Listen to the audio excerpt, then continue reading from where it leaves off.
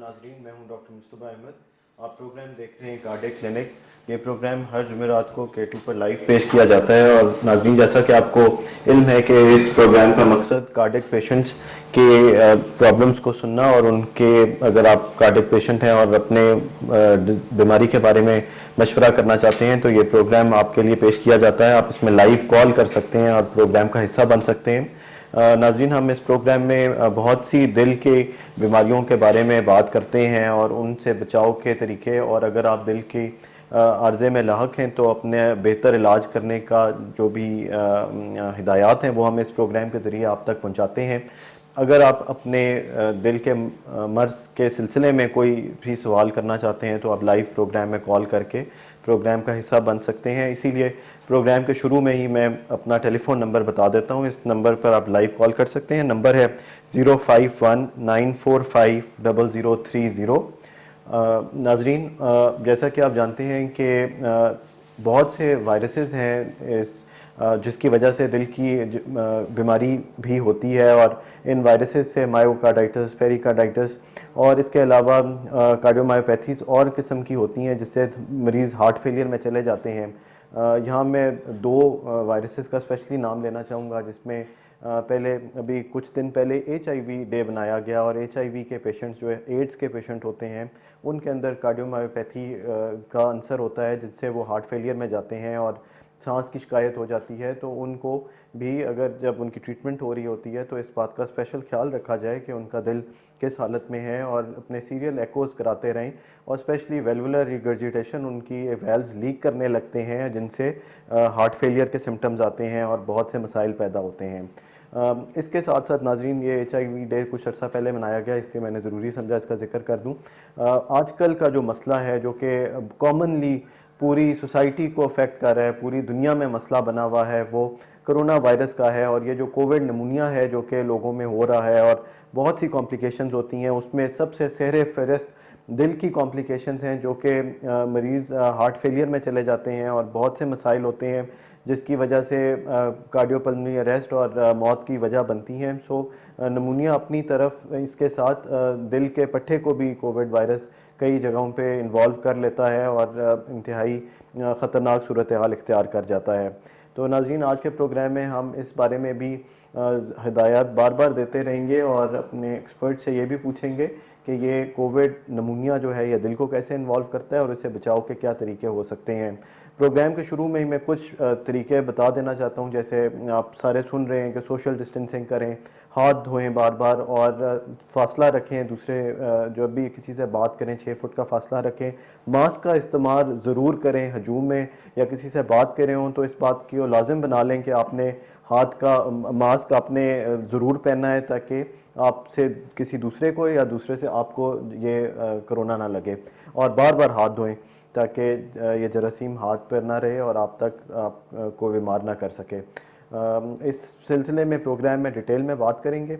नाजरीन, अभी मैं इंट्रोड्यूस कराना चाहूँगा अपने गेस्ट को। हमारे गेस्ट पाकिस्तान के नामवर कार्डियोलॉजिस्ट हैं। आप एग्जीक्यूटिव डायरेक्टर रह चुके हैं रावलपिंडी इंस्टीट्यूट ऑफ कार्डियोलॉजी के। इसके अलावा आप कमांडेंट रह चुके हैं armed forces institute of cardiology Rawalpindi के। आप personal physician to prime minister and president of Pakistan की खिदमत भी सर अंजाम दे चुके हैं। इस वक्त आप मेडिके कार्डिक सेंटर इस्लामाबाद में चीफ कार्डियोलॉजिस्ट के तौर पर अपनी खिदमत सर अंजाम दे रहे हैं और अवाम के फलाह बहबूद में खूब किरदार अदा कर रहे हैं। मैं इंट्रोड्यूस करना चाहूँगा major general retired Azhar Mahmood Kiani, Hilal Imtiaz military. Sir, welcome to the show. Sir, मैंने जैसे जिक्र किया कि आजकल कोरोना बहुत बड़ा मसला बना हुआ है और ये दिल के मरीज़ों के लिए एक इंतहाई बड़ा सवाल होता है कि अगर अल्लाह ना करे उनको कोरोना हो जाए तो क्या दवाइयाँ वो खाते रहें दिल की, या रोक लें, या क्या करें। इसके अलावा ये सवाल भी इंतहाई ज़रूरी है कि क्या दिल के मरीज़ों में ये कोरोना के चांसेस ज़्यादा हैं या नहीं, और अगर ये हो जाए तो पैनिक करने की ज़रूरत किस वक्त है, और क्या वो इलामात हैं कि जिस पे ख़तरा है, उससे पहले पहले उन इलामात से अगर मरीज़ घर में इलाज करते रहें तो क्या ये पॉसिबल है। तो सर, मैं इसी से प्रोग्राम का आगाज़ करना चाहूँगा। जी जी, ये आजकल बहुत ही आम सवाल है कि कोरोना बहुत ज़्यादा फैला हुआ है और ये वबा जो है वो उसने काफ़ी लोगों को लपेट में लिया हुआ है। और ज़्यादातर उन लोगों में होता है जिनकी उम्र ज़्यादा हो और जिनको मल्टीपल जो है बीमारियाँ हों, बहुत ज़्यादा बीमारियाँ हों, जैसे शुगर है, दिल की बीमारी है, ब्लड प्रेशर है, स्ट्रोक है, कैंसर्स हैं या चेस्ट की इन्फेक्शंस हैं, इसी तरह कैंसर्स वैंसर्स है, उनको उसमें उन लोगों में ये बीमारी ज़्यादा आ जाती है। आपका जो सवाल पहले था उसका जवाब देते हैं कि जी अगर दिल के मरीज़ों में ये हो जाए तो क्या उन्हें करना चाहिए। उसमें सबसे पहले तो ये है कि वो वल्नरेबल हैं और सबसे ज़्यादा जो इस का शिकार बनते हैं वो दिल के मरीज़ बनते हैं। उस सूरत में आपने दिल की कोई बीमारी बंद नहीं करनी डॉक्टर के मशवरे के बगैर।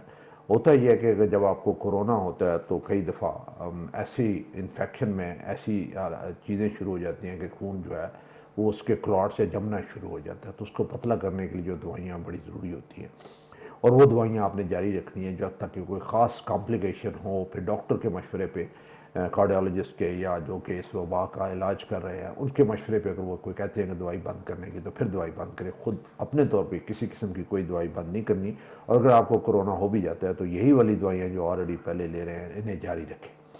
और होता क्या है, जो बहुत ज़रूरी चीज़ें हैं कि जब कोरोना होता है तो आजकल जो सबसे इम्पॉर्टेंट चीज़ है कि जब आपको कोई भी फ्लू, बुखार, नज़ला, ज़ुकाम, खांसी, भूख का मर जाना, जो है जायके का ना आना या सूंघने की हिस्स ख़त्म हो जाना, और उसमें ये सबसे बड़ी पहले अलामतें आनी शुरू हो जाती है। यूं ही आए तो उसको शक करें कि आपको कोरोना है। और आजकल बहुत ज़रूरी है, आई थिंक पहले हम ये इसके टेस्ट नहीं करवा रहे थे, आजकल बड़ा ज़रूरी है कि आप कोरोना का टेस्ट जो कोविड टेस्ट है वो ज़रूर करवा लें। और उस टेस्ट में से हमें ये पता चल जाता है कि क्या आप में ये वायरस है कि नहीं। और क्योंकि अगर आप खुद तो ठीक हो जाते हैं तो आप सबब बनते हैं ये बीमारी फैलाने का, आपके घर वालों को, बीवी बच्चों को, दोस्तों बाप को, दफ्तरों में जहाँ आप जाते हैं, जिस जिस जगह पे भी आप बैठते हैं, सांस लेते हैं, वहाँ पे ये बीमारी फैलने के बहुत ज़्यादा चांसेस होते हैं। तो उससे बड़ा ज़रूरी है कि सबसे पहले तो आपको पता चल जाए कि आपको ये वबा है कि नहीं। अगर है तो फिर आप घर में आइसोलेट हो जाएं और बैठ जाएं और जो अपनी नॉर्मल जो दवाइयाँ आपकी हैं वो आप इस्तेमाल करते रहें। और अगर आपकी सेचुरेशन जो है वो 93-94% या उससे ज़्यादा है तो फिर तो खैर है, लेकिन जो ही ड्रॉप होनी शुरू हो जाए फिर हॉस्पिटल का रुख करें। और इसमें से टेस्ट जो सबसे ज़रूरी टेस्ट है वो छाती का एक्सरे है और सीटी स्कैन छाती का, जिसे HRCT कहते हैं। और ब्लड टेस्ट इसके जो है वो CP है और प्लस CRP है और डी डाइमर्स हैं। ये मार्कर्स हैं जो मार्कर्स बताते हैं कि इन्फेक्शन कितनी एक्टिव है और कितनी डेंजरस और किस लेवल तक पहुंच चुकी है। और वो जब ये डी डाइमर्स वगैरह जब ज़्यादा होते हैं तो इसका मतलब है कि खून आपका बहुत गाढ़ा है, तो आपको कोई कोई खून पतला करने वाली दवाई लेते हैं, और वो भी डॉक्टर के मशवरे। जो आप ऑलरेडी ले रहे हैं वो तो ले ही रहे हैं, और इसके अलावा जो एक नई टैबलेट जो है वो शुरू करवाई जाती है जब ये ज़्यादा गाढ़ा हो तो डॉक्टर के मशवरे के साथ जो है वो ज़ेराल्टो या एक्सेप्ट वगैरह जैसा रिवरॉक्साबेन जो है वो टैबलेट शुरू की जाती है। इसका मकसद ये होता है कि अगर क्लॉट बने तो क्लॉट को ठीक किया जाए। इसके साथ कई दफ़ा हार्ट अटैक के टेस्ट पॉजिटिव आने शुरू हो जाते हैं। BNP एक होता है हार्ट फेलियर वाला, वो ज़्यादा हो जाता है, फेफड़ों में पानी बढ़ जाता है, हार्ट फेल हो जाता है, मायोकार्डाइटिस हो जाती है, और कई दफ़ा हार्ट अटैक भी हो जाता है, और कई दफ़ा मायोकार्डाइटिस के बाद फाइब्रोसिस होता है और आपके मसल जो हार्ट के वो वीक हो जाते हैं। तो गर्जे के ये वायरस हर सिस्टम के साथ जो है वो ख़राबी कर सकता है, दिमाग से ऊपर, सर से लेकर नीचे पाँव तक। तो आपको कभी स्ट्रोक की सूरत में आता है, कभी डायरिया की सूरत में आता है, कभी सांस की सूरत में आता है, कभी हार्ट अटैक की सूरत में आता है। तो ये सारी की सारी अलामात हो सकती हैं। और आपको शुरू में ही जब बुखार और 1-2 दिन में फ्लू और ठीक ना हो रहा तो आपको फ़ौरन हॉस्पिटल में रिपोर्ट करना चाहिए, क्योंकि इसके स्पेशल टेस्ट हैं जो फ़ौरन डायग्नोज करते हैं। और आजकल अच्छी बात यह है कि स्पेशल इंजेक्शन हैं जो शुरू के दिनों में ही लग गए तो आपका रिस्पांस टोटली डिफरेंट होता है और आप बड़ा अच्छा रिस्पॉन्ड करते हैं और इस वायरस से जान बच जाती है। और लेकिन अगर आपने लेट किया और ये वायरस स्टैब्लिश हो गया और आपको निमोनिया हो गया, फेफड़े उसमें इफेक्ट हो गए, बाकी चीज़ हो जाए, फिर लेट हो जाता है, फिर बड़ा लंबा टाइम लगता है उससे रिकवर होने में। और कई दफ़ा होता ही है कि आपको आपकी ऑक्सीजन ड्रॉप होनी शुरू हो जाती है, सैचुरेशन ड्रॉप होनी शुरू हो जाती है, और फिर आपको कई दफ़ा उस मशीन पे, बाईपैप पे या फिर वेंटिलेटर पे जाना पड़ता है। लेकिन उससे पहले आजकल अमवात जो है वो इसलिए कम हो रही हैं कि इसका इलाज आ गया। और इसका इलाज यानी ये है कि शुरू में आइडेंटिफाई करें और शुरू में इसे स्पेशल इंजेक्शन से ट्रीट करें। और जब शुरू में से आप काबू कर लेते हैं, चंद टेस्टों के बाद पता चल जाता है कोरोना, तो कोरोना वो कंट्रोल हो जाता है, उसके वो डेथ वाली और कॉम्प्लिकेशन वाला वो रेट नहीं है जो कि पहले होता था। तो इसलिए बड़ा ज़रूरी है आप डॉक्टर के पास पहुंचेंगे, तशखीस करवाएंगे, इलाज करवाएंगे, तब ठीक होंगे। और अगर आपने लेट कर लिया, जहाँ पे लंग्स भी चले गए, दिल भी चला गया, फेफड़े भी चले गए और स्ट्रोक भी हो गया और पेट भी ख़राब हो गया, तो फिर हालात ज़्यादा ख़राब होंगे। सर एक कॉलर हमारे साथ उन्हें प्रोग्राम में शामिल करते हैं। अस्सलाम वालेकुम। जी। हेलो। हेलो। जी अस्सलाम वालेकुम, कौन और कहाँ से बोल रहे हैं? वालेकुम सलाम सर। कौन और किधर से बोल रहे हैं? मैं कारी रियाज बोल रहा हूँ सर। जी कहाँ से बोल रहे हैं? कारी रियाज बोल रहा हूँ वहाँ कैंट से। जी सवाल कीजिएगा। सर मसला ये है कि मेरी वाइफ को तकलीफ होती है मोरों की जी और साथ ही पट्टों की बहुत बड़ी परेशानी है। जी ठीक, आप उनकी उम्र कितनी है? उम्र इनकी है जी कोई 50 साल। ठीक है। अच्छा काजी साहब, ये दिल की बीमारियों के लिए स्पेशल प्रोग्राम है। अगर उनको आप कुछ सवाल करना चाहते हैं ब्लड प्रेशर से रिलेटेड या दिल की बीमारी से रिलेटेड, तो हम जी आप वो कर लें प्लीज। उनको कोई दिल का मसला तो नहीं है? जी कॉलर ड्रॉप हो गई। नाज़रीन मैं यहाँ बताना चाहूँगा कि ये हार्ट डिजीजेस, दिल की बीमारियों के लिए स्पेशल प्रोग्राम है। हर जुमेरात को सुनते हैं तो हमारे जो न्यू लिसनर्स व्यूअर्स हैं उनके लिए कि कार्डिक रिलेटेड, दिल की बीमारी से रिलेटेड, अगर आप ब्लड प्रेशर के मरीज़ हैं, हार्ट अटैक के मरीज़ हैं, स्टेंट पड़े हुए हैं, बाईपास हुआ हुआ है और आप अपना कोई मसला हमसे डिस्कस करना चाहते हैं, अपनी एंजियोग्राफी डिस्कस करना चाहते हैं, तो आप इस प्रोग्राम में कॉल करके प्रोग्राम का हिस्सा बन सकते हैं। हम ज़रूर आपकी मदद करने की कोशिश करेंगे। सर अभी थोड़ी देर पहले हम कोरोना के सिलसिले में ही बात कर रहे थे और एक ट्रेंड ये भी है कि अगर किसी को कोई इन्फेक्शन होती है तो वो उसको अवॉइड करते हैं या छुपाते हैं, और उसमें भी अगर अक्लमंदी करके अलहदा हो जाएं और अपने आप को आइसोलेट कर लें, वो भी नहीं करते। नॉर्मल अपनी सारी जो डे टू डे एक्टिविटीज़ हैं उनको जारी रखते हैं और बड़ा उसको स्प्रेड करके और फिर अपना इलाज की तरफ आते हैं जब सीरियस हो जाता है। इसकी जल्द आइडेंटिफिकेशन कितनी ज़रूरी है और सक्सेस रेट इलाज का कितना ज़्यादा है अगर जल्दी आइडेंटिफाई हो जाए? ये बहुत ज़रूरी है। आई थिंक आजकल जो कोरोना ज़्यादा फैल रहा है वो इसी वजह से फैल रहा है कि लोग एहतियात नहीं कर रहे। उन्हें होता है कोरोना और वो टेस्ट भी नहीं अपना करवाते, उन्हें पता भी नहीं चलता और वो उसको कोरोना को फैला रहे होते हैं और वो अपने घर वालों को फैला रहे हैं, आगे पीछे दाएं बाएं फैला रहे हैं और जहाँ जहाँ पे वो काम कर रहे हैं वहाँ पे फैला। इसलिए बड़ा ज़रूरी है कि आजकल जब भी आपको बुखार हो, फ्लू और जिस्म में दर्दें हों और जैसे मैंने पहले बताया कि जी आपकी भूख ख़त्म हो जाए, आपके सूंघने की हिस्स जो है कमज़ोर हो जाए, तो आपको फ़ौरन अपना ये टेस्ट करवाना चाहिए। और कई दफ़ा होता है कि आप अगर आप डी डाइमर या CRP करवा लें, उसी से हमें पता चल जाता है और वहाँ के इन्फेक्शन कितनी है कि नहीं है। और कई दफ़ा वो कोविड टेस्ट जो अभी हर जगह पे हो रहा है वो आप टेस्ट करवा लें और उसमें से पता चल जाएगा पॉजिटिव है। अगर पॉजिटिव है तो फिर फ़ौरन घर में बैठ जाएं और किसी के साथ इंटरेक्शन ना करें, आइसोलेशन में चले जाएं, क्वारंटीन में चले जाएं और घर वालों से टोटली अलग, ताकि बाकियों को फैले, क्योंकि ये कंटेजियस और बड़ी जल्दी ये फैल जाता है।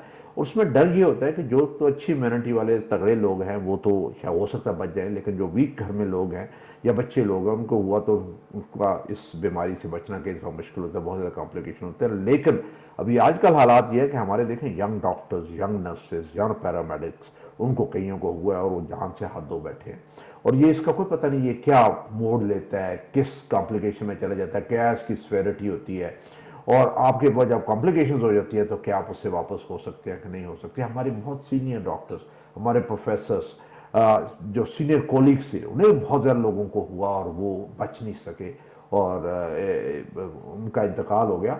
इसलिए शुरू से ही इसकी एहतियात, इसका एक ही इलाज है कि मास्क पहन के रखें, एक दूसरे से 6 फुट से ज़्यादा का फासला रखें, हजूम में मत जाएं, भीड़ में मत जाएं, जहाँ पे ज़रूरी काम नहीं है वहाँ बाज़ार में भी मत जाएं और किसी गैर ज़रूरी जगह पे आप ना जाएं जहाँ पे आपका कोई काम नहीं है, आपको कोई पता नहीं कहाँ से ये ले लेंगे। लेकिन ज़्यादा चीज़ ये है कि आप अपना मास्क पहन के रखें और जिससे बात कर रहे हैं अगर 6 फुट के फासले के से ज़्यादा है तो ठीक है, अगर नहीं कर रहे तो मास्क जरूर पहन के रखें। कोई पता नहीं फ़ज़ा में कहाँ पर ये चीज़ हो और इसे आप इनहेल कर लें और ये आप इस इन्फेक्शन का शिकार हो जाए। ठीक है सर, एक और कॉलर ले लेते हैं। अस्सलाम वालेकुम। हेलो अस्सलाम। जी वालेकुम सलाम, कौन और कहाँ से बोल रहे हैं? जी मैं अदनान शेर पिंडी से बात कर रहा हूँ। जी कौन बोल रहे हैं? हेलो। जी जी आवाज़ आ रही है आपको हमारी? Hello hello. जी आवाज़ आ रही है आपको? जी अब आपकी आवाज़ बहुत कम आ रही है चने। जी जी अपना नाम बता दें और सवाल पूछ लें। जी मैं अदनान शेर बात कर रहा हूँ रावलपिंडी से। जी सर मैं ये है कि मेरा बाईपास ऑपरेशन हुआ है, 1 साल हो गया है। जी तो मेरा बीपी जो है वो हमेशा 110/65, 110/70 जी और पल्स जो है वो 64, 68 रहती है। जी और अभी तक मुझे वीकनेस फील रहती है, वो वीकनेस अभी तक खत्म नहीं हो रही है। हालांकि डाइट भी मेरी ठीक है। ठीक है, आप अपना दवाइयाँ बता सकते हैं कौन सी खा रहे हैं? दवाइयाँ सर, सुबह एक लो प्लेट प्लस ले रहा हूँ सुबह। जी। उसके बाद वेप्टर जो है वो 10 मिलीग्राम। जी। और मुझे थोड़ा सा प्रोस्टेट का ओवर एक्टिव ब्लैडर का मसला है, जिसकी वजह से सोलर 5 mg ले रहा हूँ। ठीक है। तो स्टमी के लिए जो है फेमोप्सन 40 mg। ठीक है, और ये बताइए कि आपकी उम्र कितनी है? जी मेरी 45 साल, 45 ईयर्स है। ठीक है। मेरा Complete surgery। AFIC में एक साल। ऑपरेट हुआ है लास्ट ईयर, जी। ब्रिगेडियर आमिर साहब ने किया था। ठीक है, और ये बताइए कि आपका जो ब्लड प्रेशर आपने कहा कम रहता है और साथ थोड़ी पल्स भी 60 तक रहती है, तो क्या इससे आपको कभी चक्कर तो नहीं आते या बेहोश तो नहीं हुए? नहीं, कभी नहीं हुआ। ठीक है। आप वॉक कितनी करते हैं, चलते फिरते कितना है आप? जी मैं तो स्कूल टीचर हूँ ना, तो अभी तो छुट्टियां हो गई हैं, लेकिन वैसे है कि स्कूल के अंदर जाकर मैं आगे पीछे मुख्तलिफ क्लासों में जाता आता, फिर ग्राउंड के अंदर चक्कर लगाता हूँ। अब छुट्टियों में घर के अंदर भी, घर के छत पर भी जो है ना वो तकरीबन 15 से 20 मिनट 2 मरतबा जो है ना वो राउंड लगाता हूँ। ठीक है, आपका दिल का अल्ट्रासाउंड एको हुआ होगा, उस पर दिल कितने % काम कर रहा है? दिल तो मेरा 63% काम कर रहा है। ठीक है। एको में जो अभी रिसेंटली मैंने करवाया है 26 अक्टूबर को। ठीक है। तो इसमें एक माइल्ड ए आ रहा है, वो पता नहीं क्या चीज है। ठीक है, और माइल्ड ए ठीक है। गुड एलवी फंक्शन है। ब्रिगेडियर साहब तो कहते हैं कि माइल्ड ए आपसे जो है वो तो कोई इशू नहीं है, ये तो मोस्टली पेशेंट्स कहा जाता है, इससे आपका इशू नहीं होगा। आपका ठीक है, वजन बहुत ज्यादा या बहुत कम तो नहीं है? वजन मेरा ऑपरेट से पहले जो था वो 74 kg था, अब 68 kg है। ठीक है, बहुत शुक्रिया कॉल करने का, आपके सवाल का जवाब लेते हैं।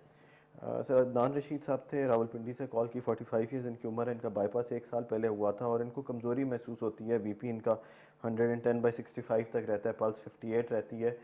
इस बारे में सवाल करना चाहते आई थे। थिंक ये बिल्कुल ठीक है, इनका ब्लड प्रेशर भी ठीक है, पल्स भी ठीक है। अब आई थिंक वो ज़हनी कमज़ोरी से इन्हें निकलना होगा। आई थिंक ये बिल्कुल फिट है, लो ब्लड प्लस ले रहे हैं। ये अब वापस सिर्फ एक अपने सर्जन से बात करके सिर्फ एस्प्रिन पे आ जाएं, लॉपरिन पे आ जाएं, लो ब्लड को बंद कर दें। वो कुछ चंद महीने जारी रखनी होती है, फिर उसके बाद जब उसकी ज़रूरत नहीं होती तो ये गैर ज़रूरी ब्लड थिनिंग होती है, वो ना हो तो ज़्यादा बेहतर है। वो सिर्फ लॉपरिन पे या एस्प्रिन पे आ जाएं और रोविस्टा ये लेते रहें और वॉक करते रहें। उनकी कमज़ोरी दूर करने का एक ही तरीका है कि आधा घंटा घंटा डेली वॉक करें। सिर्फ स्कूल में क्लासेस में चक्कर लगाने से, छत पे चक्कर लगाने से कोई फ़ायदा नहीं होगा। आप कोशिश ये करें कि आपकी रोज़ाना की जो वॉक है वो आधे घंटे से 1 घंटे की डेली होनी चाहिए और अपनी ये दवाइयाँ जो जारी रखें और अपना ब्लड प्रेशर और पल्स को चेक करना बंद कर दें। बहुत ज़्यादा होता है कि ये साइकोलॉजिकल इफेक्ट होता है कि वो समझते हैं कि blood pressure low, blood pressure 120/80 हो, 130/80 हो, एक जगह पे फिक्स हो, हिले ना, वो वाला जो सही ब्लड प्रेशर। भाई ब्लड प्रेशर तो आपका चक्कर लगाता रहता है, सुबह कुछ और होता है, दोपहर को कुछ और होता है, शाम को कुछ और होता है। उसकी एक रेंज है 90-60 से लेके नीचे वाली रेंज है ऊपर 140-90 है, उसके दरमियान जहाँ मर्जी चक्कर लगाता रहे वो नॉर्मल ब्लड प्रेशर है। तो आप बहुत सारे लोग हमारे जो हैं वो ज़्यादातर इस चीज़ का शिकार होता है, मेरा ब्लड प्रेशर लो है। इनका भी ब्लड प्रेशर नॉर्मल है, इनका हार्ट रेट भी नॉर्मल है, कमज़ोरी इनकी ना चलने की वजह से है, ना फिजिकल एक्टिविटी की वजह से है। ये वॉक करना शुरू करें आधा घंटा घंटा तो इनकी सारी चीज़ें ठीक हो जाएंगी। और दूसरा जो लो ब्लड प्लस है उसकी जगह पर सिर्फ एस्प्रिन शुरू कर दें और रोविस्टा लेते हैं। सर एक ब्रेक का टाइम हुआ है, नाजरीन हाजिर होते हैं छोटी सी कमर्शियल ब्रेक के बाद। आप प्रोग्राम देख रहे हैं कार्डियक क्लिनिक, आपको वेलकम करेंगे दोबारा प्रोग्राम में। हमारे साथ हम ब्रेक में कॉल में से बात कर रहे थे, उन्हीं से बात कंटिन्यू करते हैं। अस्सलाम वालेकुम। अस्सलाम वालेकुम। जी वालेकुम सलाम। जी, अब आप ऑन एयर हैं। हम आपसे बात कर रहे थे, आप अपनी वालदा का मसला बता रही थी और उनकी दवाइयाँ बता रही थी, तो दवाइयाँ बता दें कौन कौन सी ले रहे हैं। रेनोला, मैं दवाइयाँ दोबारा बता देती हूँ। It's Renola 500 mg। जी जी। इसके अलावा वो ले रही हैं लो प्लेट प्लस ले रही हैं, जी वेस्ट्रल MR ले रही हैं, सबस्टैक ले रही हैं मॉर्निंग इवनिंग में। जी sugar she is diabetic as well, जी तो वो 2/500 की ले रही हैं, एमरल भी ले रही जी हैं। प्रॉब्लम उनका जो है वो ये है कि उनको इस लाइक बाईपास प्रिस्क्राइब हुआ है, हम करवा नहीं रहे because she is aged and doctor isn't recommending that. उनकी अभी हमने इको भी कराई थी तो 60% हर हार्ट इज वर्किंग। ठीक है। प्रॉब्लम उनको जो साथ मेडिसिन के हो रहा है कि उनको बहुत ज्यादा खांसी है। ठीक है। और म्यूकस भी निकलता है like white colour thing, and ये काफी अरसे से है उनको खांसी, कभी खुद ही ठीक हो जाती है और कभी चलती रहती है उनको खांसी। और आजकल तो कोविड की सिचुएशन भी चल रही है तो हम लाइक काफी डर जाते हैं। और इसके अलावा उनकी क्लॉटिंग भी हो जाती है स्किन पे, जो कि खुद ही चली जाती है और खुद ही आ जाती है। ठीक है। क्या तो ब्रूजेस और जब चलती धब्बे हैं तो पड़ते वो हैं? हार्ट का उनका जैसे जी। सांस सीने पे घुटन होती है, वो प्रोबेबली बिकॉज इसीलिए बाईपास उन्होंने रिकमेंड किया है, लेकिन वो हम करा नहीं सकते। ठीक। मेजर इशू खांसी का है और वो जो क्लॉटिंग वगैरह है उसका कोई सोल्यूशन अगर मिल जाए तो। ठीक है। क्लॉटिंग से मतलब आपका ये है कि ये धब्बे पड़ जाते हैं स्किन के जी, ऊपर? धब्बे पड़ जाते हैं, धब्बे ठीक। पड़ जाते हैं और उस पर इचिंग सी होती है, लेकिन वो खुद भी ठीक भी क्या हो जाते हैं, खुद ही चले जी, जाते हैं। उनके ब्लड टेस्ट ठीक है, यानी blood CP, renal function test, serum electrolyte, ये सारे ठीक आते हैं? ये अभी लेटली तो नहीं कराए, लेकिन जो लास्ट टाइम कराए थे तो दे वर फाइन। अभी ठीक। लेटेस्ट तो हमने एको वगैरह ही कराई है, जो इनका हम क्रेटिनिन कितना था इनका जब लास्ट टाइम कराया था? सॉरी, क्रेटिनिन जो किडनीज का टेस्ट होता है, क्रेटिनिन कितना था वो पता है, कुछ बता सकते हैं? नहीं आई एम सॉरी, वो मैं टेस्ट बता कब लास्ट टाइम टेस्ट कब हुए थे इनके? इनके एको तो हुई है अब 2 मंथ्स बैक। जी। और ब्लड टेस्ट? ब्लड टेस्ट उससे पहले हुए थे, वो भी लेटेस्ट नहीं हुए। ठीक है। और आपने बताया कि इनको खांसी का मसला है बहुत ज्यादा, और ये खांसी जी रहती बहुत है? ज्यादा खांसी का है ठीक। और व्हाइट कलर्ड म्यूकस रात क्या को बहुत इसके लिए ज्यादा कोई होती है। स्पेशल दवाई लेती हैं, इनहेलर्स वगैरह या कुछ इस तरह की दवाई? नहीं, कुछ भी नहीं लेती, लेती कुछ हैं। नहीं। ठीक है। और ये बताइए कि इनको अभी बहुत यानी मोबिलिटी कैसी है, चलती फिरती हैं या? मोबिलिटी इनकी these days it's less because ठंड बहुत ज्यादा है। हम इनको वॉक पे सुबह लेके जाते हैं, लेकिन ज्यादा नहीं चल सकती। शी वॉक्स लाइक थोड़ी देर 5-10 minute, then she has to sit because उनको सीने पे घुटन होती है। ठीक है। फिर दोबारा चलती हैं, लेकिन आजकल इट्स लेस। ठीक है। ये बताइए, अगर आप एनजीओ की रिपोर्ट हमसे शेयर कर सकें और बता सकें कि इनकी आर्टरीज में क्या मसला था, थोड़ा सा वो बता सकेंगी आप? रिपोर्ट अगर सामने है? नहीं, अभी सामने नहीं है, लेकिन it was like stunting was not possible. Doctor prescribe bypass. ठीक है। पुराने जो स्टेंट डले थे वो क्या ठीक काम कर रहे थे या उनमें भी प्रॉब्लम आई हुई है? नहीं, वो ठीक काम कर रहे थे। डॉक्टर सेड कि वो तो उसको तो 7-8 साल हो भी गए हैं। ठीक है। और क्या कोई इनकी आर्टरी टोटल बंद तो नहीं थी एंजियोग्राफी के ऊपर? नहीं, टोटल बंद नहीं। ये एंजियोग्राफी कहाँ से हुई थी इनकी, कौन से हॉस्पिटल से हुई थी? AFIC से। FIC से। बहुत शुक्रिया कॉल करने का, आपके सवाल का जवाब लेते हैं, प्रोग्राम सुनते रहिए। सर, ये इन्होंने रावलपिंडी से कॉल किया और इनकी वालदा का मसला है, 70 साल उनकी उम्र है और उनको बाईपास एडवाइस हुआ है, दवाइयाँ ये इस्तेमाल कर रही हैं, चेस्ट पेन वगैरह होती है, इस बारे में मशवरा करना चाहती थी। जी जी, आई थिंक देखिए पहले स्टंट पड़े हुए थे, फिर अभी उन्हें तकलीफ हुई और तकलीफ में उसकी वजह से डॉक्टर्स ने जो एंजियोग्राफी एडवाइस की, एंजियोग्राफी हुई, उसमें नालियाँ बंद हैं। फिर डॉक्टर ने ये भी बता दिया जी स्टेंट नहीं डाल सकता, बीमारी ऐसी है जिसमें स्टेंट नहीं डाल सकता तो बाईपास होगा, तो बाईपास ही इस बीमारी का हल है। मेडिसिन खा रहे हैं, मेडिसिन के बावजूद उन्हें आराम नहीं आ रहा, तो उन्हें चाहिए कि अभी सर्जन को मिलें। और 70 साल कोई ज़्यादा उम्र नहीं है, उसमें लोग हम 80 साल तक से ऊपर भी बाईपास करते हैं, तो सर्जन से डिस्कस करके बाईपास का जो है वो करवाएं और सर्जन देख ले रिस्क कितने ज़्यादा है, एज के अलावा बाकी क्या मसले हैं, किडनी सही काम कर रहे हैं, फेफड़े सही काम कर रहे हैं, दिमाग का स्ट्रोक का कोई ऐसा नहीं है, क्योंकि ये जब चीज़ें होती हैं तो रिस्क बढ़ जाता है। तो इनको चाहिए कि बाईपास के बारे में सोचें। बाकी मेडिसिन तो जो है वो डॉक्टर ने बताया दिया कि मेडिसिन के बस की बात नहीं है। बाकी ये जो खांसी और म्यूकस वगैरह का बता रहे हैं, या आजकल सर्दी है इसमें थोड़ी बहुत एलर्जी हो जाती है, तो उसमें से कोई ना कोई एलर्जी वाली गोली जो है कैस्टिन या इस तरह की कोई गोली रात को ले लिया करें।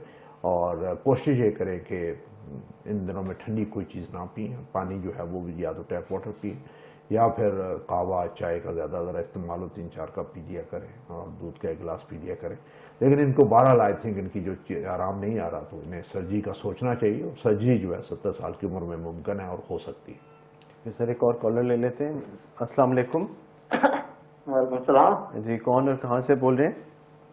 जी, मैं नियाज अहमद बात कर रहा हूँ, जिला पाकपतन से। जी, सवाल कीजिएगा नियाज साहब। सर, मेरा सवाल ये है कि मैंने ना मुझे हार्ट अटैक हुआ था, तो उसमें मैंने एंजियोग्राफी करवाई थी पंजाब कार्डियोलॉजी से। ये कब कराई थी? ये तकरीबन इसको 2 साल हो गए हैं। जी, तो जी सवाल कीजिए। वो ना सर, मैं मेडिसिन खा रहा हूँ तकरीबन 1 साल तक तो मैंने खाई है, फिर ये ऊपर से कोरोना वायरस शुरू हो गई थी, जी, तो फिर जाके वो डॉक्टर को चेक भी नहीं करा रहा, वैसे दवाई खा रहा हूँ मैं। ठीक है। उन्होंने क्या इसमें मैं रिनोला खा रहा हूँ जी, 5 mg वाली रिनोला खा रहा हूँ आधी गोली, जी, और सिस्टेक खा रहा हूँ 2.6, जी, और लो प्लेट खा रहा हूँ जी और इसके अलावा मिरोल सुबह के वक्त फर्स्ट टाइम, जी और रात को एक गोली रिश्ता खा रहा हूँ। जी। और ये गोलियां खाते हुए तकरीबन मुझे 6 माह हो गए हैं। ठीक है। यानी कि 1.5 साल पहले खाई है और गोली, और 6 माह हो गए ये गोली खाते हुए। ठीक है। तो अभी ना मुझे सांस बहुत फूलता है, जी और इसके अलावा थोड़ी सी घबराहट भी आ जाती है कभी कभी। ठीक है। ये बताइए आपकी जो और 1.5-2 साल शुगर भी पहले। है मुझे, और जी। शुगर की वो मैं गोली खा रहा हूँ। रेगुलर पहले खा रहा था, लेकिन वो बंद कर रही, शुगर ठीक आ रही है। अब गैट्रल खा रहा हूँ 1 मिलीग्राम में। ठीक है। मुझे ये बताइए कि आपकी जो एंजियोग्राफी हुई थी उसमें क्या तजवीज़ हुई थी, उसमें क्या निकला था? उसमें वो उन्होंने कहा था कि आपका एक जो है ना दिल का वाल्व बंद हुआ हुआ है, उसको खोलने के लिए उन्होंने वो स्टेंट डाला था एक। स्टेंट डल गया था आपका? जी ठीक है। उस वक्त आपने स्टेंट डलवा लिया, यानी 2 साल पहले आपका एक स्टेंट पड़ा था? जी जी, एक स्टेंट पड़ा था, लेकिन अब बिल्कुल ठीक है, मैं बिल्कुल ठीक हूँ। ठीक। लेकिन ये गोलियां खा रहा हूँ, मुझे और खानी चाहिए, ये नहीं। वैसे मैं ऐसा भी होता है कभी कभी 2-3 दिन छोड़ देता हूँ गोली। उम्र कितनी? उम्र कितनी है आपकी? उम्र मेरी तकरीबन है 36 साल तक। 36 साल। और क्या आप सिगरेट वगैरह तो नहीं पीते? नहीं, कुछ भी नहीं। ठीक है। EF कितनी? आपके दिल कितने % काम कर रहा है एको के ऊपर? एको ऐसा का जी जी। चेक नहीं कराया अभी, तकरीबन साल हो गया चेक नहीं वो कराया। साल पहले कितना दिल काम कर रहा था, कुछ अंदाजा है? पहले मेरे ख्याल में 50% था या 40% था जब एंजियोग्राफी हुई थी। 50% इजेक्शन फ्रैक्शन आपका 50% था। ठीक है। और क्या अभी आपकी जो ब्लड टेस्ट आपने कहा आपने काफी टाइम से नहीं कराए? जी ब्लड टेस्ट आपने काफी अरसे से नहीं कराए अभी? हाँ, तकरीबन टेस्ट कराए हुए अब 1 साल हो गया है। ठीक है। बहुत शुक्रिया कॉल करने का। प्रोग्राम सुनते रहिए, आपके सवाल का जवाब लेते हैं। सर पाकपतन से कॉल थी। नियाज अहमद साहब, इनकी 36 साल उम्र है। इनको 2 साल पहले स्टेंट पड़ा था। शुगर के भी मरीज हैं और अभी इनको सांस चढ़ जाती है। ये लो प्लेट रनोला सस्टेक मिरोल और गैट्रेल इस्तेमाल कर रहे हैं। हाँ, देखें इनकी 36 साल उम्र है, साल पहले स्टेंट डले थे। जी सर। और दवाई, ये अच्छी बात यह है कि ये दवाई खा रहे हैं, लेकिन उन्होंने चेक नहीं करवाया। देखें हर 2-3 महीने के बाद चेक जरूर करवा लेना चाहिए। टेस्ट हो जाने चाहिए, ब्लड टेस्ट हो जाने चाहिए, इको जरूर टेस्ट होने चाहिए। जिनका सांस फूल रहा है, पता नहीं क्या दिल कमज़ोर हो गया, उसकी पंपिंग कमज़ोर होगी, क्या वजह है। दवाइयाँ तो उन्होंने बाकायदगी से लिखा नहीं है। अभी 36 साल में अगर आपकी नालियाँ बंद हैं और आपको हार्ट अटैक हुआ तो आपको बहुत ज़्यादा एहतियात की ज़रूरत है। एक बात आई थिंक सवाल के जवाब में ये बिल्कुल नाज़रीन के लिए क्लियर कर दूँ कि जब आपको दिल की बीमारी होती है, आप स्टेंट डलवाते हैं या नहीं डलवाते, आप बाईपास करवाते हैं या नहीं करवाते, दवाई खाते हैं, तो ये ज़हन में रखें कि ये बीमारी सारी उम्र के लिए होती है। ये दवाइयों से ठीक बिल्कुल नहीं होती, ये चलती रहती है और हमने दवाइयों से उसे कंट्रोल करके उसकी स्पीड को कंट्रोल करना होता है और उसके जो बुरे असरात हैं उनको कंट्रोल करना होता है दवाई की वजह से। वो आप दवाई खाएंगे तो वो बीमारी भी कंट्रोल होगी, उसके बुरे असरात भी कम होंगे, लेकिन नहीं खाएंगे तो अटैक होते होते, जैसे इनकी 36 उम्र है तो 40-50 तक इतने अटैक हो चुके होंगे कि दिल बिल्कुल बैठ जाएगा और डैमेज हो जाएगा और पंप उसका बहुत ही कमज़ोर हो जाएगा। नॉर्मल हमारी जो है 60% प्लस पे उसकी इजेक्शन फ्रैक्शन होती है और लोगों की ज़्यादातर जो है वो डैमेज जब होता है तो 30-35% उस पर हो जाता है। और कई दफ़ा आपको रोज़ाना का जो रोज़मर्रा का काम है और आपके अपना रोज़गार है उसको चलाना बड़ा मुश्किल हो जाता है। सांस फूल जाती है, सीने में दर्द हो जाता है, लेटने से सांस फूल जाती है, हल्की सी कोई चीज़ उठाएं उससे सांस फूल जाती है। तो उससे बचने का एक ही तरीका है कि सबसे पहले तो आपकी सही टाइम पे बीमारी की तशखीस हो जाए, डायग्नोज हो जाए, फिर उसका सही टाइम पे इलाज हो जाए, फिर उस इलाज से आपको फ़ायदा हो, और जब फ़ायदा हो जाए और जो इलाज आपको नुस्खा लिख दिया जाए उस नुस्खे को आपने बाकायदगी से जारी रखना और बंद नहीं करना। बीच में ये जो गलती करते हैं कि मैंने 2-3 दिन के लिए बंद कर दी, वो 2-3 दिन में छोटे छोटे हार्ट अटैक होते रहते हैं। आपने दवाई बंद की, उसका असर खत्म हुआ, छोटे छोटे हार्ट अटैक हुआ, आपका दिल कमज़ोर होता चला गया, फैलता चला गया और उसकी पंपिंग कमज़ोर होगी और उससे फिर आपको ये सांस और इस तरह की चीज़ें फैलने फूलनी जो है वो शुरू हो जाती है। सबसे पहले ये काम करें कि अपने डॉक्टर साहब जिन्होंने इनको स्टेंट डाला था, वो डॉक्टर साहब जिन्होंने इनका इलाज किया था, उनके पास जाएं अपना एक दफ़ा मायना सारा करवाएं, अपने ब्लड टेस्ट सारे करवाएं, अपना इको टेस्ट जो अल्ट्रासाउंड हार्ट का वो जाके ज़रूर करें ताकि इनका पता चले वाकई इनके हिसाब से ये दवाइयाँ बहुत ज़्यादा ले रहे हैं। लेकिन इसको कम करने का तरीका उनके डॉक्टर साहब के पास है। जब वो सारी चीज़ें मॉनिटर करेंगे, देखेंगे, चेक करेंगे कि क्या कम कर सकते हैं कि नहीं कम कर सकते। अगर इनकी सारी चीज़ें ठीक है तो वाकई इनकी दवाई कम होनी चाहिए। मिनिमम 3 या ज़्यादातर 4 दवाइयाँ जो है वो होनी चाहिए, इससे ज़्यादा दवाइयाँ नहीं होनी चाहिए। लेकिन अगर इन्होंने लापरवाही से कोई डैमेज कर लिया तो हो सकता है दवाई इनकी और बढ़ जाए। तो इसलिए इनका चेक करवाना बहुत ज़रूरी है। Okay, एक और कॉलर ले लेते हैं सर। अस्सलाम वालेकुम। हेलो हेलो, टेलीविजन की आवाज़ बंद कर दें, टेलीफोन पे बात करें। हेलो हेलो, कॉल ड्रॉप हो गई। सर ये बड़ा ट्रेंड है जैसे बीच में दवाइयाँ छोड़ देने का, और ये बड़ी इंपॉर्टेंट बात है जैसे आपने बोली कि दिल के मरीज़ जिनको स्टेंट पड़ जाए या बाईपास हो जाए तो उनके लिए इंतहाई ज़रूरी है कि वो दवाई एक दिन भी बंद ना करें, क्योंकि ये मुमकिन है कि जिस दिन दवाई बंद हो उसी दिन आपका स्टेंट या बाईपास बंद हो जाए और दोबारा दिल का अटैक हो जाए, और इतने बड़े प्रोसीजर के साथ कराने के बावजूद दोबारा से अटैक हो जाए और वो जानलेवा भी साबित हो सकता है। दवाइयाँ सर जो ले रहे होते हैं उनको कितने अरसे बाद दोबारा चेक करा लेना चाहिए ताकि वो डॉक्टर उनके ये पैरामीटर्स देखता है? देखिए, मैं तो मरीज़ पे जब देखता हूँ तो मैं मरीज़ पे डिपेंड करता है कि मरीज़ कितनी दूर रहता है और क्या उसको कितनी, मैं 3 से 6 महीने का टाइम रखता हूँ मरीज़ का। अगर उसको कोई तकलीफ़ नहीं है, दवाइयाँ वो खा रहा है, उसकी हर चीज़ ठीक है, तो प्रेफरेबली तो 3 महीने के बाद दिखा दे। अगर 3 महीने बाद नहीं दिखा सकते 6 महीने के बाद दिखाए, और जब 6 महीने के बाद आए तो मैं उसके टेस्ट ज़रूर कर लूँ, पता चले उसका कोलेस्ट्रॉल ठीक है, उसके लिवर के टेस्ट ख़राब तो नहीं है, गुर्दे के टेस्ट ख़राब तो नहीं है, शुगर गड़बड़ तो नहीं कर गई, कहीं यूरिक एसिड ज़्यादा तो नहीं हो गया, कहीं खून की कमी तो नहीं होगी, प्लेटलेट काउंट तो नहीं ड्रॉप हो गया। ये सारी की सारी ऐसी चीज़ें हैं जो टाइम पे चेक हो जाएं तो आप बहुत सारी कॉम्प्लिकेशन से बच जाते हैं। ये चीज़ें जो है ये बहुत ही इंपॉर्टेंट। लेकिन एक मरीज़ को जो है वो बड़ा ज़रूरी है कि हमारे डॉक्टर साहबान को एक जोड़ा जो है ख्याल रखना चाहिए, वो ये मरीज़ की जेब के हिसाब से नुस्खा लिखना चाहिए, और उसको वो नुस्खा लिख के दें जो उसके महीने के बजट में फिट होता है, और वो महीने की दवाइयाँ आराम से ज़्यादा से ज़्यादा 1 से 2 हज़ार उसका जो है वो मैक्सिमम महीने का खर्चा हो अपनी दिल की दवाइयों पे।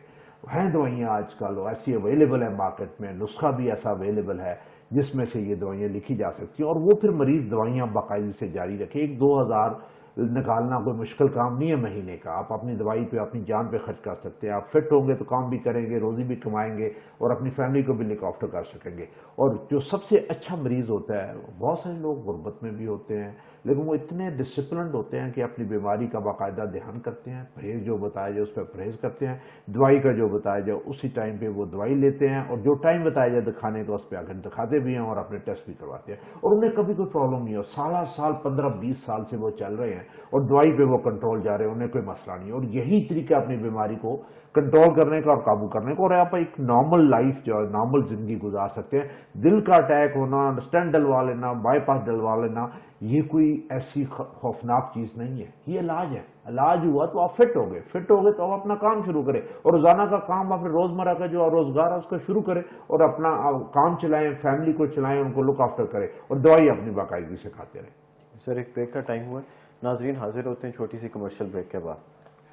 नाजरीन आप प्रोग्राम देख रहे हैं कार्डियक क्लिनिक। ब्रेक के दौरान हमारे साथ एक कॉलर थे, मैं उनका सवाल शामिल करना चाहूँगा। सर भोपाल अहमद थे, इन्होंने AJK से कॉल की और इनको स्टेंट डला था मेडिकेयर कार्डियक सेंटर से। 2 जुलाई को एक स्टेंट इनको डला और दवाइयाँ ये बाकायदी से इस्तेमाल करें। अक्टूबर में इन्होंने दोबारा भी दिखाया था। ये 50% है, लो प्लेट प्लस कार्डिनेट एफसार लिपिरेक्स से इस्तेमाल करें। BP इनका कभी कभी ज़्यादा हो जाता है 150-90 सुबह के टाइम पे, तो इस बारे में ये मशवरा करना चाहते थे। और वो कई दफ़ा होता है कि आप अगर सॉल्ट इनटेक अपना कम करें और अपनी नींद पूरी करें तो BP ठीक रहता है। लेकिन अगर इनका 150-90 अगर इनका ज़्यादा रहे तो फिर इनको ये चाहिए कि जो एफसार है वो शाम को भी आधी गोली ले लें। अगर 150-90 अगर इसे कम रहता है तो फिर एफसार बढ़ाने की ज़रूरत नहीं है, उसी डोज में जारी रखें। बाकी इनकी अल्हम्दुलिल्लाह बाकी सारी चीज़ें इनकी ठीक ठाक हैं, और उन्होंने बताया था अक्टूबर में दिखाया था। नेक्स्ट जो इनकी अपॉइंटमेंट बनती है 2-3 महीने के बाद वो दोबारा आके दिखा लें। ठीक है सर, एक और कॉलर को शामिल करते हैं। अस्सलाम वालेकुम। अस्सलाम वालेकुम सर। जी वालेकुम सलाम, कौन और कहाँ से बोल रहे हैं? सर कराची से तारिक बोल रहा हूँ। जी, तारिक। मैं डॉक्टर साहब का, जनरल साहब का पुराना फैन हूँ और करीब होता इस्लामाबाद से, तो मैं फोन कतन न करता। जी जी मैं चला आता, एक मजबूरी है, जी, आ नहीं सकता था। जी जी तो मैं डायबिटीज और हाइपरटेंशन हूँ 15 साल से। ठीक है 45 ईयर्स मेरी एज है। ठीक है तो डेक्स्ट्रोकार्डिया भी हूँ। ठीक है तो 1.5 साल से तकरीबन रेस्टल खा रहा हूँ, 10 सुबह को और 5 वाली रात को खा रहा हूँ। जी और शुगर के लिए इंसुलिन ले रहा हूँ जी। और विल्डाग्लिप्टिन उसके साथ ले रहा हूँ। जी विल्डाग्लिप्टिन मेटफॉर्मिन के साथ। जी ठीक है और एस्कार्ड 75 ले रहा हूँ और जी। फास्टिसो भी लेता हूँ अगर कोई बर्निंग इशू होता है तो। जी लेकिन ये 1.5 साल से इशू आ रहा है कि इरेक्टाइल का इशू आ रहा है 1.5 साल से। तो इसमें डॉक्टर साहब से यही है गुजारिश है कि ऐसी कोई ब्लड प्रेशर की दवा बताएं जिसमें ये इशू खत्म हो जाए या नर्व पैदा हो जी इरेक्शन का। और उसके साथ ऐसी दवा हो जो PD5 ग्रुप जो है, जिसमें सिलेडोनिल या टाटाफिल वगैरह भी मैं खा सकूं, कोई मसला ना हो। ऐसी कोई दवा हो जो इसे गेस्ट्रल से इसने मसला पैदा किया है, मुझे लगता है। जी जी। दवाइयाँ अपनी दोबारा बता दें कौन सी खा रहे हैं? मसला क्या है? जी, दवाइयाँ एक दफ़ा दोबारा बता दें, एक दफ़ा आवाज़ नहीं आई, दोबारा से सुनो। दवाइयाँ जेस्टल 10 है, गेट्रिल जेस्टल 10 मिलीग्राम। Gestrel। जेस्ट्रिल 10 मिलीग्राम। जी ठीक है। ये सुबह को खाता हूँ और 5 मिलीग्राम की को खाता हूँ जेस्टल। शाम को 5 मिलीग्राम। और उसके अलावा शुगर के लिए विल्डाग्लिप्टिन में मेटफॉर्मिन है, ठीक हो गया 850 वाली और 1000 वाली। ठीक हो गया और इंसुलिन उसके साथ है। ठीक हो गया। और एस्कार्ड 75 है। ठीक है जी। और मसला क्या और पूछना चाहते? 520 वाली लेता हूँ अगर कभी बर्निंग होती है तो। ठीक है ये इरेक्टाइल डिस्फंक्शन इरेक्शन का इशू आ रहा है सर। चलें, ठीक। 1.5 साल से जब से ये खा रहा हूँ गेस्ट्रल। ठीक हो गया। ठीक है, आपका हमने सवाल इसके लिए सुन, मुझे ऐसी कोई दवा बताएं जो PD5 ग्रुप से की दवा मैं इसके साथ खा सकूं। मैं समझ सिलेडोनिल या टाटाफिल वगैरह भी मैं ले सकूं, बिल्कुल तो कोई ठीक इशू ना आए। बिल्कुल ठीक है। आपका सवाल हमें समझ आ गया, आपके सवाल का जवाब लेते हैं। बहुत शुक्रिया। सर, ये शुगर और ब्लड प्रेशर के मरीज़ हैं, 45 ईयर्स इनकी उम्र है, तारिक साहब इनका नाम है। दवाइयाँ कुछ इस्तेमाल कर रहे हैं और वो पूछना चाहते थे कि ये ऐसी ग्रुप की दवाइयाँ जो ये सिल्डेनाफिल के साथ यूज़ कर सकें, वो सवाल करना चाहते थे। इसमें से नाइट्रेट वगैरह तो नहीं ले रहे ना? इन्होंने सर नाइट्रेट्स नहीं बताई, कोई ऐसी दवाई नहीं बताई। हाँ बिल्कुल, ये इस्तेमाल कर सकते हैं। ठीक है। इनको उसमें जो हाँ। दवाइयाँ बंद हैं वो कौन सी जो नहीं इस्तेमाल करनी चाहिए, वो अगर आप बता सकें, नाइट्रोमेंट या कौन सी दवाइयाँ नहीं इसमें है? जो ज़्यादातर है नाइट्रेट्स हैं, जिसमें से मोनस हो गया, इस्मो हो गया, नाइट्रोमेंट हो गई, सस्टैक हो गई, आइसोसार्बेट डाइनाइट्रेट हो गया। इस तरह की चीज़ें जो नाइट्रेट्स हैं, जो हम नॉर्मली सीने के दर्द के लिए दवाई लेते हैं, वो अगर दवाई हो तो वो फिर इसके साथ नहीं लेनी, क्योंकि उसके साथ फिर डर होता है कि अचानक ब्लड प्रेशर ड्रॉप हो जाता है और आप कोलैप्स हो जाते हैं, तो वो उसके साथ नहीं लेनी। बाकी ये जो दवाइयाँ ले रहे हैं इसके साथ कोई ऐसे इन्हें प्रॉब्लम होने का कोई डर नहीं, ये इस्तेमाल कर सकते हैं। ठीक है सर, एक और कॉल लेते हैं। अस्सलाम वालेकुम। जी वालेकुम सलाम। सर मेरे ना अपनी अम्मी के हवाले से बात करनी है कि उनको ना, हेलो जी जी, आपका आप सवाल सुन रहे हैं। अपना अम्मी की उम्र बता दीजिए कि उनकी क्या उम्र है। 60 साल है। 60 साल मेरी मदर की एज है और उनको कोलेस्ट्रॉल है, BP है, डायबिटीज़ है, यूरिक एसिड भी है, मैदे का भी मसला है। मैं जी। आपको मेडिसिन बता दूँ कौन सी लेती हैं? जी जी बता दें। एक लेती है डापामेट 5 mg प्लस 850 mg जी शुगर के लिए, और BP के लिए लेती है कोवेल्टिक जी 160/12.5 mg, और डोविस्टा लेती हैं 10 mg, लिब्रेक्स भी लेती हैं, जी पेल्टोन सी भी लेती हैं, ज़ाइलोरिक भी लेती हैं, और एजोडेक्स लेती हैं 60 mg। लेकिन इशू पता है अभी क्या आ रहा है? इशू ये आ रहा है कि उनको ना लेग्स में ना बहुत ज़्यादा पेन है, तो डॉक्टर ने कहा कि आपको ना न्यूरोपैथी का पेन है। लेकिन ना वो महीने से ना प्रेस वगैरह बहुत कर रही है, लेकिन उनको बहुत ज़्यादा पेन हो रहा है, इतना ना कि मेरी अम्मी ने मेडिसिन भी ली थी, जिसकी 2 मेडिसिन थी, एक थी ट्रॉमल थी और एक थी एटाजेसिक पी। तो उससे भी ना जब वो ख़त्म होता है ना असर उसका, तो पेन फिर शुरू हो जाता है लेग्स में, और बहुत ज़्यादा पेन होता है, इतना कि मतलब बात नहीं की जाती, खड़ा नहीं हुआ जाता, इतना ज़्यादा दर्द होता है। तो आप बता सकते हैं कि ये परहेज भी कर रही हैं लेकिन फिर भी, और शुगर इतनी हाई नहीं होती, मतलब पहले जब मेडिसिन से पहले 250 इतनी थी शुगर, लेकिन अब कंट्रोल हो रही है डेली बेसिस शुगर पे। कितनी रहती है अभी इनकी? अभी जैसे खाली पेट होती हैं तो 90 होगी, 100 होगी, 110 होगी, खाने के बाद 160 या 150 या 140। और ये जो मेडिसिन है डापामेट, ये सुबह और शाम खाती हैं 2 बार। ठीक है, ये बताइए कि ये जो टांगों में इनकी दर्द होती है, ये चलने के साथ आती है या रात को लेटे हुए या दर्द होनी शुरू हो जाती है? हर वक्त होती है, लेकिन चलने के टाइम में थोड़ा कम हो जाता है दर्द, लेकिन कभी कभी चलने के टाइम भी होता है दर्द। तो ये पहले ना ब्लैक के ना एक हिस्से में था, एक एरिया को ना वो पिंच कर रहा था, लेकिन अब ना दोनों के दोनों लेग्स में हो गया पेन। ठीक है, क्या इनको छाती में भी दर्द होता है या छाती में दर्द नहीं होता? नहीं नहीं, उधर नहीं होता। ठीक है, और ये कितना चल फिर लेती हैं? सुबह 1 घंटा वॉक करती है मेरी अम्मी, ठीक है। लेकिन आज वॉक की थी तो आज भी ना उनसे हिम्मत नहीं हो रही थी वॉक करने की। ठीक है, और क्या उनसे ना खाया पिया भी नहीं जाता। उनका 8 kg ना अब 9 kg 1 महीने में ना कम हुआ है इस मेडिसिन के बाद, डापामेट के बाद। ठीक है, क्या इन्होंने रिसेंटली अपने ब्लड टेस्ट कराई, किडनीज के टेस्ट और बाकी खून अभी का कर, लेवल? अभी कर, जी हाँ जी, अभी ये 2-3 महीने पहले कराए थे तो सब कुछ ठीक था। सिर्फ कोलेस्ट्रॉल हाई था और ये जो यूरिक एसिड भी था इनको थोड़ा सा हाई था, ये मसला था। और बीपी भी है। ठीक है, क्या इन्होंने अब दिल के भी टेस्ट कराए थे, एको और क्या मशीन पे ईटीटी जो होता है टेस्ट? नहीं, एको वगैरह का डॉक्टर ने रिकमेंड नहीं किया था तो नहीं कराया। क्या इन्होंने टांगों का कोई अल्ट्रासाउंड वगैरह कराया था या वो नहीं कराया था? नहीं ठीक है। नहीं, वो नहीं अभी कराया। ये जो आपने बताया घंटा ये वॉक कर लेती हैं तो और आजकल बेहिम्मती हो रही है, क्या ये टांगों में दर्द की वजह से या छाती पर दबाव या बोझ सा महसूस करने लगती हैं या तब घबराहट होती है इसलिए नहीं वॉक कर रही? वो पेन होती है ना तो फिर इस वजह से ना वो सही कभी कभी चल नहीं पाती है, लेकिन कभी कभी चलती है तो दर्द खत्म भी, मतलब दर्द कम होता है, इतना फील नहीं होता है, लेकिन कभी कभी दर्द ज्यादा भी फील होता है। तो और कब वो जो टांग काल्फ और पाँव का जॉइंट नहीं होता, वहाँ पे भी दर्द होता है, ठीक है। थाइस में होता है, इस जगह पे। ठीक है जी। और क्या इनका और वजन? रात को, हाँ, और रात को ना सोते वक्त ज्यादा दर्द होता है, कभी कभी 2:30-3 बजे उठ जाती हैं, उनको दर्द बहुत ज्यादा हो रहा होता है। ठीक है, पाँव नींद से पाँव उठ जलते जाती तो हैं। नहीं है? जी पाँव जलते तो नहीं है? नहीं। ठीक है, और वजन ज़्यादा या बहुत ज़्यादा या इस तरह तो नहीं है बहुत ज़्यादा वजन हो? पहले उनका वेट ना 84 था, तो अब ना पहले 83 था और अब ना 74 हो गया है। ठीक है। 2 महीने के अंदर ही ये 10 kg खत्म हुआ, 1.5 महीने के अंदर ही। ठीक है, बहुत शुक्रिया कॉल करने का। प्रोग्राम सुनते रहिए, आपके सवाल का जवाब लेते हैं। सर इन्होंने अपनी जी मदर वो मैंने आई थिंक इनकी जी वो सर। सारी जो कंप्लेंट्स है वो सुन ली है। उसमें बेसिकली जो न्यूरोपैथी वाला पेन है, टांगे ज़्यादा जो है वो पादो कर रही हैं, परेशान कर रही हैं, रात को टांगों में काफ़ी दर्द होता है। तो उस न्यूरोपैथी के लिए आई थिंक बेहतर था कि ये डायबिटोलॉजिस्ट किसी को जो शुगर और स्पेशलिस्ट को दिखाते हैं। लेकिन एक जो टैबलेट ये नोट कर लें कि अगर ये इसकी गोलियाँ ले लें और इसके बाद किसी जो स्पेशलिस्ट शुगर के स्पेशलिस्ट में दिखा लें कि गैबिका एक गोली है, GABICA टैबलेट गैबिका, ये एक सुबह और एक शाम ले लें। होपफुली इससे इनकी टांगों के दर्द में तकलीफ में आराम मिलेगा और नींद भी नहीं आएगी और टांगों का दर्द भी बेहतर हो जाएगा। तो इसलिए ये वाली गोली गैबिका GABICA एक सुबह और एक शाम ले लिया।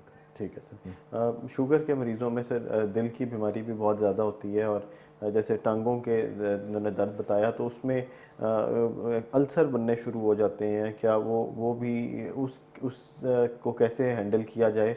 और जिनके पाँव में अल्सर बने कहते हैं कि उनको दिल की बीमारी का चांस भी इंतहाई ज़्यादा होता है, तो क्या ऐसा बिल्कुल आई थिंक शुगर के जितने भी मरीज़ होते हैं तकरीबन 80% जो मरीज़ हैं जिनकी कंट्रोल नहीं होती उनको दिल की बीमारी होती है। और ये नालियाँ ब्लॉक होने वाला जो अमल है ये पूरे जिस्म में होता है, सर से लेके पाँव तक होता है। उसमें दिल की नालियाँ भी बंद होती है, दिमाग की भी बंद होती है, टांगों की भी बंद होती है। और टांगों की जब बंद होती है तो फिर या तो उसका कलर चेंज हो जाता है या फिर वहाँ पे अल्सर बनने शुरू हो जाते हैं, खून की सप्लाई नहीं होती और अल्सर बढ़ते चले जाते हैं और फिर आगे जाके जिसे हम डायबिटिक फुट कहते हैं उसको हील करना बड़ा मुश्किल हो जाता है। बेस्ट तरीका ये होता है कि जी कि एक तो आप अपनी शुगर को कंट्रोल करके रखें और फिर डॉक्टर के मशवरे के साथ जो ब्लड थिनर है वो लें, और अगर आपका कोलेस्ट्रॉल ज़्यादा है उसके लिए दवाई लें और अपने गुर्दों का ध्यान रखें। और शुगर का कंट्रोल सबसे इंपॉर्टेंट है। अगर वो मरीज़ शुगर के जिन्होंने अपनी शुगर अच्छी टाइट शुरू से कंट्रोल की होती है उनमें कॉम्प्लिकेशंस होती हैं लेकिन थोड़ी होती है और उनकी वो शिद्दत नहीं होती जो कोई अनकंट्रोल शुगर में होती है। और कई दफ़ा लाइफ बहुत मिजरेबल हो जाती है, इतनी ज़्यादा शिद्दत की तकलीफ होती है कि बंदा बर्दाश्त नहीं। ये भी जो कह रही थी कि सारी रात जागती रहती हैं और वो पेन की वजह से सो नहीं सकती, तो वाकई ऐसे होता है और कई दफ़ा मरीज से बहुत ज़्यादा परेशान होता है। तो बेस्ट ये है कि उनकी एक तो वॉक करें, शुगर कंट्रोल करके रखें और अपनी जो दवाइयाँ हैं वो बाकायदगी से लें। सर यहाँ मैं ये भी चाहूँगा कि शुगर के कुछ लेवल्स बता दें, अगर कि उस लेवल्स के अंदर अगर शुगर है तो सेफ़ है, और उससे ज़्यादा है तो फिर उसे कंट्रोल करने की देखिए ज़रूरत है। इसमें यह है कि आप सुबह की जो शुगर है वो 110-20 से ऊपर ना जाने दें, यानी 90 से लेके 110-20 तक रहे तो ठीक है। शाम वाली जो शुगर है वो 160-70 से ऊपर ना जाए, लेकिन अगर आप ज़्यादा लिबर्टी भी दें तो 200 से ऊपर शाम के खाने से पहले शुगर नहीं होनी चाहिए, उससे नीचे नीचे शुगर होनी चाहिए। अगर ज़्यादा है तो फिर आप इसको कंट्रोल करने की ज़रूरत है। अगर कंट्रोल नहीं करेंगे तो वो शुगर लेवल जो है पूरे जिस्म में हर चीज़ को डैमेज कर रहा होगा, उसमें नर्व्स भी डैमेज होती हैं, नालियाँ भी डैमेज होती हैं, दिमाग भी डैमेज होता है, जिस्म भी पिघलता चला जाता है। अनकंट्रोल शुगर के जो है वो बहुत ज़्यादा नुकसानात हैं, उसको जितना कंट्रोल करके रखेंगे वो आपके लिए बहुत बेहतर होगा। सर प्रोग्राम का वक्त ख़त्म हुआ चाहता है, मैं शुक्रिया अदा करना चाहूँगा, आपने स्पेशल टाइम निकाला प्रोग्राम के लिए। नाजरीन, उम्मीद है कि आपको आपका आज का प्रोग्राम अच्छा लगा होगा। अगर आपकी कॉल नहीं मिली तो आप मेडिकेयर कार्डियक सेंटर में आकर हमसे मशवरा ले सकते हैं। आने से पहले मेडिकेयर कार्डियक सेंटर का टेलीफ़ोन करके अपॉइंटमेंट ज़रूर ले लीजिए। मैं नंबर बता देता हूँ, नंबर है 051-84333332, 051-945-0028 और 051-945-0029। नाजरीन, दिल की बीमारियों का फैलाव जहाँ इतना ज़्यादा है वहाँ इससे बचना इंतहाई आसान है। अपनी अच्छी लाइफस्टाइल गुजारिए, साफ़ सुथरी ग़िज़ा खाइए और इंशाल्लाह आप दिल की बीमारियों से बचे रहेंगे। अब मैं इजाज़त चाहूँगा, प्रोग्राम का वक्त ख़त्म हुआ चाहता है। अल्लाह हाफ़िज़।